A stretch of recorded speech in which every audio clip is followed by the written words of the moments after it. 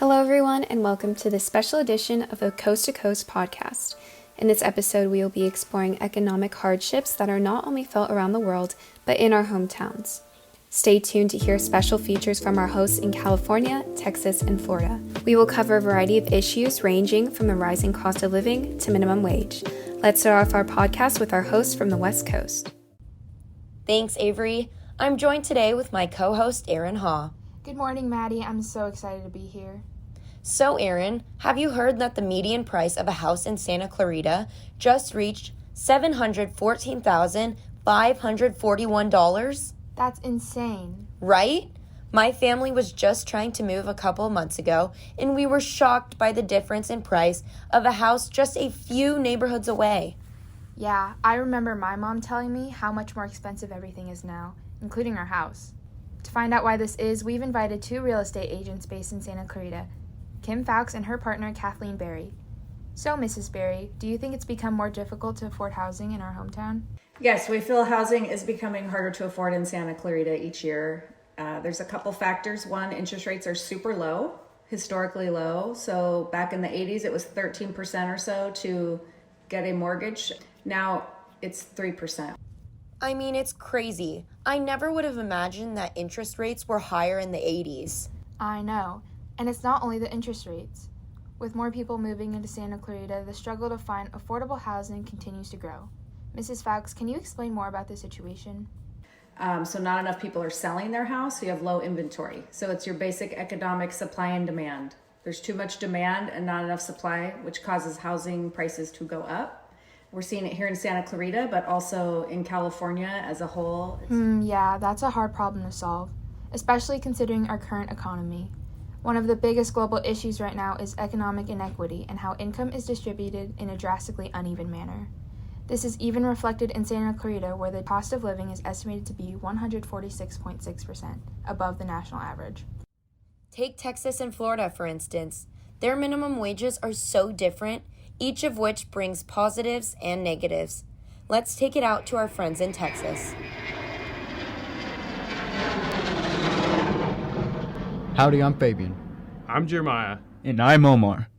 Here in Texas, the minimum wage is $7.25 an hour, which may seem small to most, but it pales in comparison to what restaurant servers make an hour.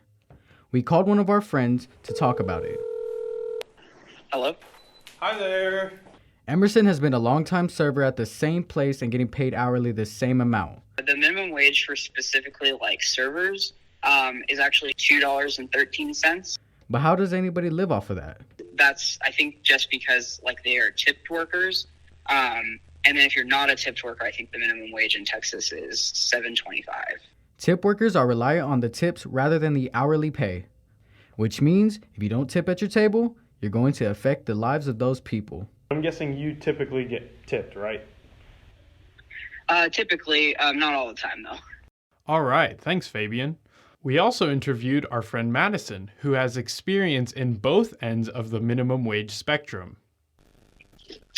So I am currently a TA at an elementary school, but I also work as a waitress and as an expediter at Caprock Cafe. We asked her what her opinion was on standard versus tipped pay and which one she preferred. Standard pay at my school job is, fine. But my wage at my restaurant job, whenever I'm a wait staff, is only $2.13 an hour. And then I make tips on top of that. And while the tips definitely help, there have been multiple days where I don't make as much as some of my coworkers, either due to lots of different factors. One being they got more tables than I did, which can happen, or that sometimes people just don't want to tip. And so it would be really cool if my restaurant could figure out a way to tip me livable hourly wage and then have tips being an optional thing for customers, If they had excellent, superior, just above and beyond service, then they're going to tip. Thanks to Madison and Emerson for letting us interview them. You guys had some very insightful info. We're going to send this over to our friends on the East Coast. Take it away.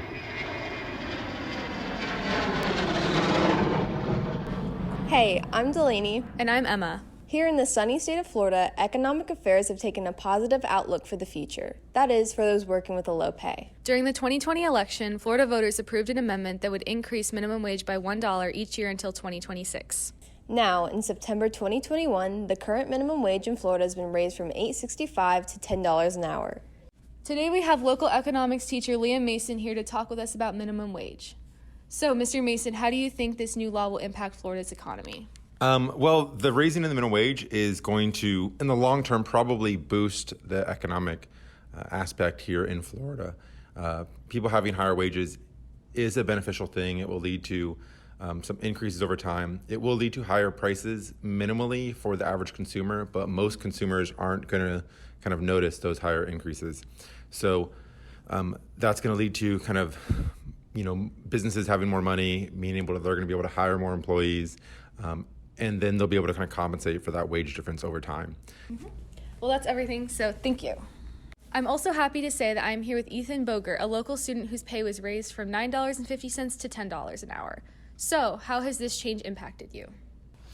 So with minimum wage increase, my pay raise is going from $9.50 an hour up to $10 an hour, which is not a lot, but the increase, it's equivalent to about $2 every 2 hours, $1 extra every hour. Are you excited? Yeah, it's a decent change. It's the first experience I've had with actually increasing pay. Mm-hmm. Oh, well, that's pretty much it. Pretty much it. Yep. Cool. All right. Thank you. While 50 cents may seem like a small difference, it really shows on a paycheck, especially over the course of a year. That's all we have from Florida. Hope to see you back here soon. On behalf of our team, thank you all so much for tuning in to this episode of Coast to Coast. We'll see you soon.